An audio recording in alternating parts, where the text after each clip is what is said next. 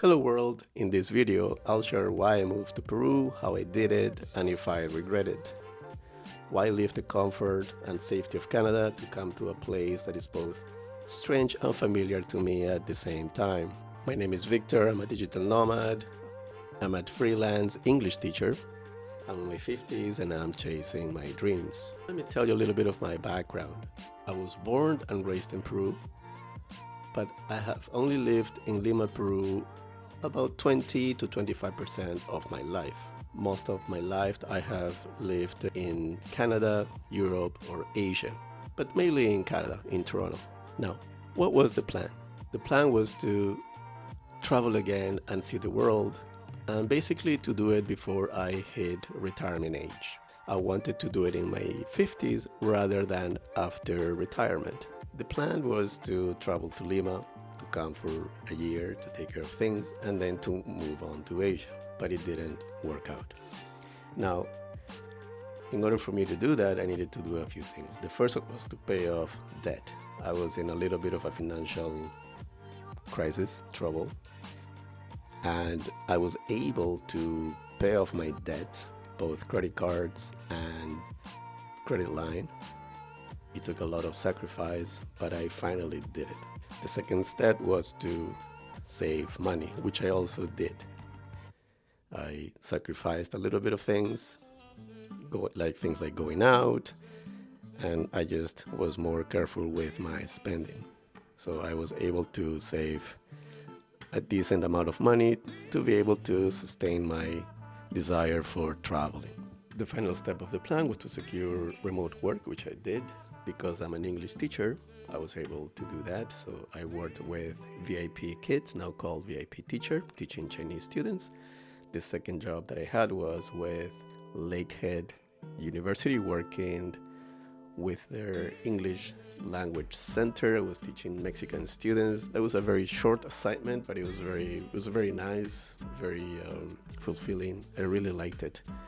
The students were mainly low level, and that was really cool to help them improve their English language skills. And then I had a third position as an EALT examiner, a position similar to IELTS. One advantage of this job was that I could schedule my own hours. And finally, as a freelance teacher, I also had my private students. So I secured this position so that I wouldn't have to use all my savings and I could support myself while traveling abroad. All right, so why did I move to Peru? Well, just to be clear, my first desire was to travel, just like I had done in the past. However, my first thought was to be Peru because I wanted to take care of family issues, mainly things that I needed to do with paperwork that I had to do for my family, which I did, and that was successful. So that was one reason.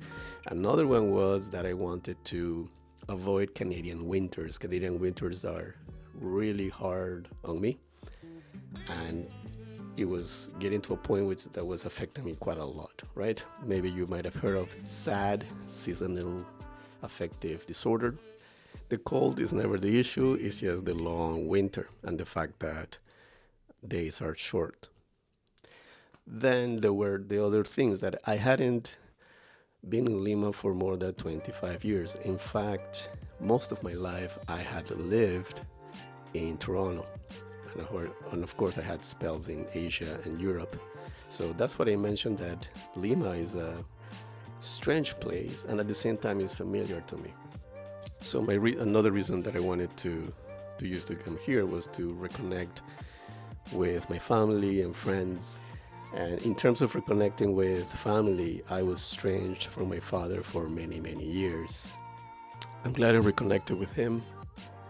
Now we see each other more, and through him I'm also learning a lot about other members of my family that I had also lost contact with. Another reason to come here was the cost of living, and the cost of living here is pretty good for me. I can afford to live here well, even with less money than what I used to make in Toronto. And that's one advantage. So in essence, having the network and the connections here has also allowed me to have a pretty decent lifestyle here. So Lima has a lot to offer in terms of culture, entertainment, and little things that I might like. For example, I like going to coffee shops. Peruvian coffee is really, really good. And there are many coffee shops in places like Barranco, Miraflores that are really good. And some of them double as art galleries. And that's awesome. Do I regret it? No, I don't regret it. It has not been easy, that's for sure. I had my share of struggles and difficult situations. And that's just life. But I do not regret coming to Lima. It was a great decision. It was the right decision. Of course, I had wanted to move on, come to Lima for a short while and move on to Asia. That plan did not work. But there was a moment in time during my stay here that I felt a sense of, yes, this is the place. It feels right. It feels great. I'm making new friends and meeting people. That was very positive.